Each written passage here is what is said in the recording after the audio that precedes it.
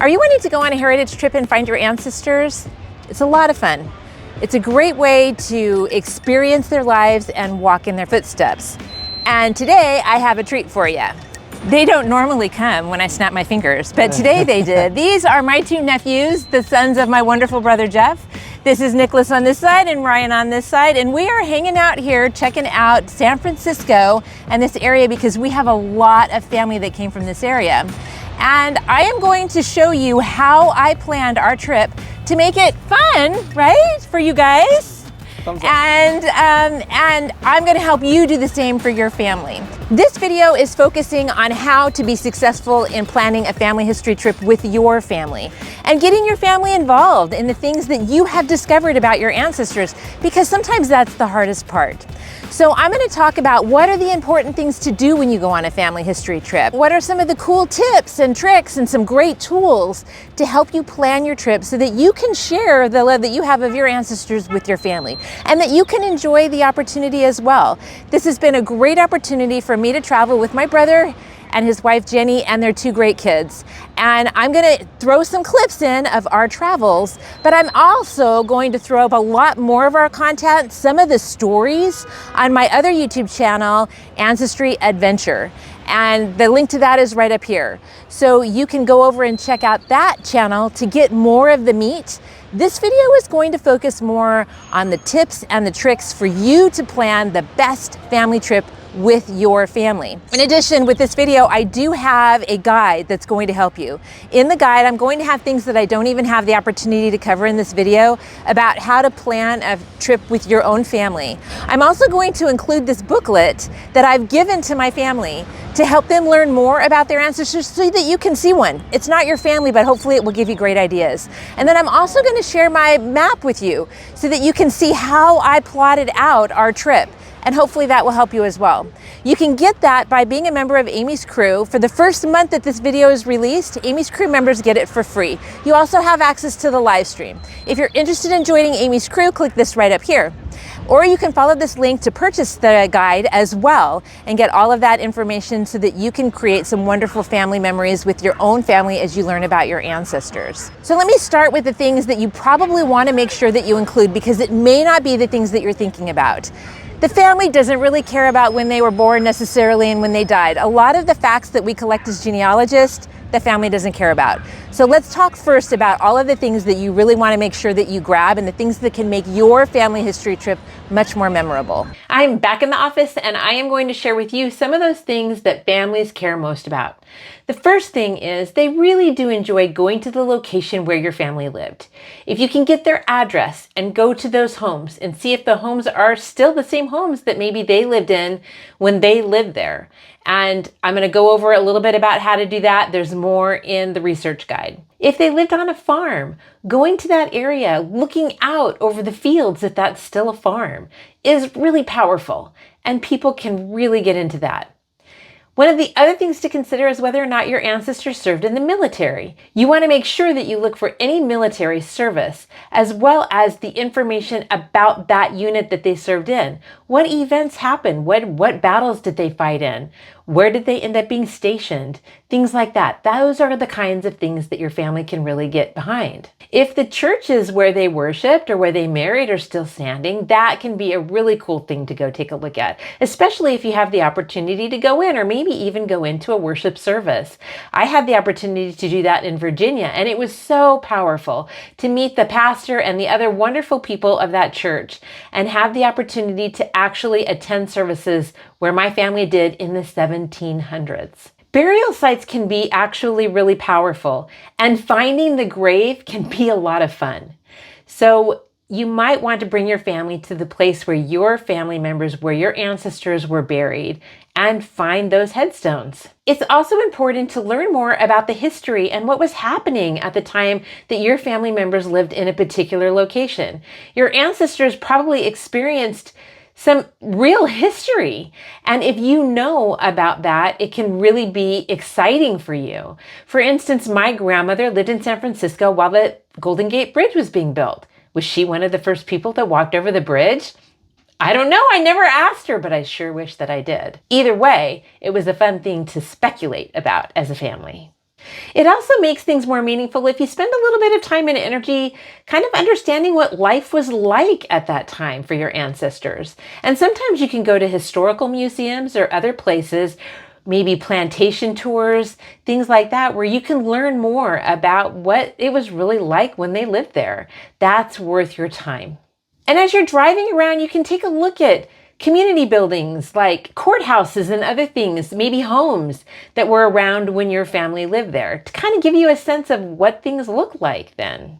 But one of the most important things you want to take into consideration are any family stories. When you have a family story that can kind of create intrigue or excitement or just a fun fact that nobody else really knows about your family member, about this ancestor, share it. It will mean a lot to them, like this one. It's really kind of fun that we're here at Ghirardelli Square because this place meant a lot to Grandma. You know, Ghirardelli Square, or Ghirardelli Chocolate Company, started in 1850 something. And we kind of, as we were walking down to it to get our ice creams, delicious ice creams, we passed Galileo High School. And that's where Grandma Georgette went to high school. And the really fun thing about it was, think about what high school would have been like. Grandma Georgette was born in 1914. She'd go to school, and on a hot day, they'd open all the windows. And all you could do was smell, because Galileo High School is just right up this hill. All they could do is smell the chocolate. So can you imagine being in high school all day long and smelling chocolate? Now you might be saying, terrific. How do I find their houses? I don't know what their addresses were. I'm going to tell you a little bit about how to do that, but there's more in the research guide. The first thing that I want to encourage you to do is go into the census records. The census records actually provided the locations where people lived, exact street addresses, and you can Google those on a search, and then you can find whether or not that they exist today by looking at a realtor's website, and the realtor's websites will tell you when that building was built. Pretty cool. You can also look at deeds and get land descriptions and use that land description to actually find that plot, particularly on like farmland or something like that. The census records also provided a lot of additional information about your family that can help you understand them. In the 1930 census, they asked whether the family owned a radio. They may have asked how much they paid in rent or how much their home was worth, what kinds of occupations that they had, how many children they had had, and how many were still alive. These are all interesting bits and tidbits of information that will help you better understand your ancestors. The research guide will tell you a little bit more about how to find somebody's residence if you don't have really any information, but you have an enumeration district, because those maps are available to you, and the research guide will take you through how to find more specifically where somebody lived based on the map for that particular census period. Another great place to find where somebody lived is through a city directory. Ancestry has a great collection. You can also find them on FamilySearch.org. But take a look at those old directories. They can be so interesting to flip through, but they do provide addresses, not only for residences, but for businesses, and sometimes occupation information as well. Make sure you take a look at those draft cards. Draft cards tell you what business they worked for. It gives you a personal description of them. That's a wonderful resource to get more information about your family and help them come to life for you and for the family that you want to share them with. Now, church records can often be found on FamilySearch.org or in some other websites. Make sure you look for them, but sometimes the churches themselves still hold the records. So if you're going to the location, maybe you want to do a little bit of research. In addition, you want to think about, if the church doesn't exist anymore, where their records might have been sent, usually to a nearby church of the same denomination, and reach out to the historical societies and genealogical societies in the area that you want to go visit, because I can guarantee you they probably have some information that you didn't know about. In addition, those historical societies oftentimes have information about walking tours and other fun things that you could do in the location where you're wanting to visit. Now that you've gathered some of the fun facts that you want to share with your family, you need to create an itinerary. And the easiest way to do that is with a mapping program. My favorite is Google My Maps. It's not the regular Google map. It's a map that you can create for your family. Let me show you. So you can see here a number of different maps that I have in this Google account. And if I open up one of them, you'll see the map that I created. Now, this is the map that I created for this tour. You'll have access to this map if you purchase the research guide so that you can have an example of how one of these works, at least the way that I used it. These Google My Maps are a little bit different than the Google Maps, and there's a few little tricks that I want to show you really quickly. Again, more in the research guide. But you can add layers right here. And the layers are the different things. And if I select a layer, then that information is going to show up. Or if I unselect it, then it won't. So if I take out all of this other information, for instance, all you're going to see is a few spots that I dropped right here that have some interesting information, just kind of background information. And I can even attach a video where I did an interview on Stories That Live in Us about my family that I was discussing on this trip. So you can attach a picture or a video, and that's pretty cool. So now if I add in the sites that I want to visit, you're going to see all of the different sites that I thought would be good places to visit. Now, I haven't mapped the directions to them yet, but I will show you that in just one moment. So if I hover over one of these sites, then you're going to see some of the information, and I can write a great deal of information in this spot, as well as I can add in links to other websites where there's more to know about that particular site. I can also, with this little button right here, add in a different color, and I use a different color for different family groupings. And I also can use different icons, and there's a ton of icons that I could use. There's just so many of them. So that's a fun way to see the differentiation in your map. Now, after I chose the sites that I really wanted to try to visit, then I started mapping their directions. And if I add in these directional layers, then you'll see that I actually have a map. And I can pull this up on my Google Map on my phone. So we could use that as we traveled around San Francisco. You can also export a Google My Map into Google Earth if that's a platform that you prefer to use. I think it's a little bit more difficult. I think this one is easier, and I like the way that I can pull it up so easily on my phone. So this is my preference, but do whatever works for you. To add a location to your map, you're just going to type in a location here and then search for it. And then you'll have the opportunity to add it to one of your layers. You can also move things around. So like I kind of put these in order of appearance, but I could select it and then I could slide it down or up or move it somewhere within this layer or move it to another layer. The other thing that I really like is once that I have a location pinned, and here you'll see I have this old picture of me and my brother actually with my grandmother. This is the home where my grandmother was born, and it still stands today. This is the picture that was used on the thumbnail before and after. I can always change it by just clicking the pencil here, and then I can edit any of this information, add in another picture, change the title, do whatever I'd like to do. It's pretty slick. And then finally, it's really helpful if you have a tour booklet for your family.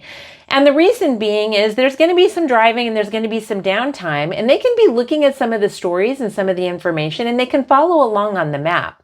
Now, again, if you purchase the research guide with some of these suggestions, you'll also get a copy of the tour book that I created for this particular trip. And while it's not your family, hopefully it'll give you some good ideas on how you could make a book that would work for you and for your family. So what are some of the important things that you need to include in the tour book? The first thing is not too much. Don't put too much in the tour book. It's going to make it overwhelming and they won't look at it. I put in tabs, and there's not that many pages between the tabs, but the tabs made finding things really easy as we were driving around. You know, for different families or for different locations, things like that. You could do whatever works for you. I would recommend that you put a family tree at the beginning of the book so that they can see the relationships between everybody, because they're not going to know the family like you do. And finally, use images, lots of images. You want a lot of images because, face it, we are a very visual society now. And to keep their attention, put in pictures.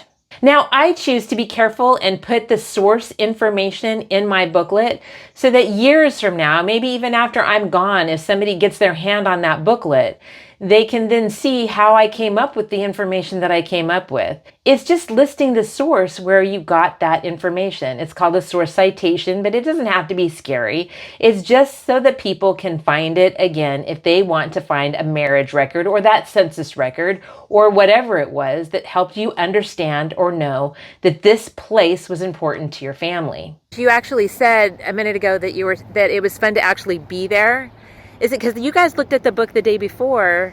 was it really a lot more meaningful for you to, instead of just seeing a picture of it, to actually go there? I mean, is there really something valuable in walking there, you know, being there for you?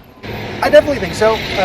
Like for example, at the park when we were looking for the headstones being reused as the drainage, that's something that kind of looking at the picture I couldn't really tell what it was, but seeing that in person, and especially the park itself was just beautiful. As well. Yeah. And that, once again, you know, I think you can't capture everything in a picture, and you can't capture everything in a book. So anything like that is especially visual, I think it makes a big difference to me. It's been a lot of fun. We always have fun together, but I've really enjoyed that, so thank you. Yes. Yeah, Thank you for a great time together. We appreciate all the work you put into it. Now, if you'd like to come on the trip with us, I recorded seeing all of these sites with my brother in San Francisco, and that is on my new channel, Ancestry Adventure. There you can go on adventures with me. This channel is going to be focused more on instructional information, how to. That channel is going to be more about the fun, the experiences, the stories, the trips, and hopefully that will be fun for you as well. So if you want to check out that video, you can watch that right here. There is also a link here for the research guide if that is something that you'd like to purchase. If you're a member of Aimee's crew, remember you get it for the first 30 days that this video has been released. Thanks for watching, and good luck as you plan your research trips with your family.